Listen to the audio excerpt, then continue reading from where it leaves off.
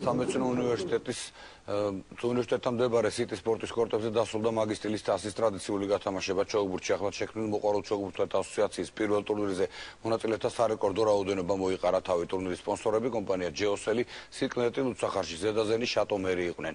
მოყვარულ ჩოგბურთელთა ასოციაცია სეზონში მინიმუმ 3 ანალოგიური ტურნირის ჩატარებას გეგმავს. მაგისტრის თასის გათამაშება სულ უფრო პოპულარული ხდება მოყვარულ ჩოგბურთელთა შორის. წელს მან 80-მდე ჩოგბურთელს მოუყარა თავი. ტურნირზე მონაწილეები 2 ასაკობრივ კატეგორიად დაიყო. 35-დან 50 წლამდე და 50 წელს ზემოთ. თასის გათამაშება ერთეულ და წყვილთა კატეგორიებში გაიმართა. ტურნირი იყო საკმაოდ კარგად ორგანიზებული და საკმაოდ რთული გზის გავლა მომიწევა ფინალამდე და თქვენ ნახეთ ფინალისა დაძაბული გამოდგა და თითო матч მანდომები დაახლოებით 2 საათს და წარმოხარული ვარ რომ გავიმარჯვე. ერთეულთა შეჯიბრება განსაკუთრებით დაძაბულად წარიმართა და ის მოყვარულ ჩოგბურთელთა რეიტინგ ლიდერებმა მოიგეს. 50 წლამდე ჩოგბურთელთა ტურნირი გიორგი კერესელიძემ, ხოლო 50 წელს ზემოთ ილია ღლონტმა მოიგო.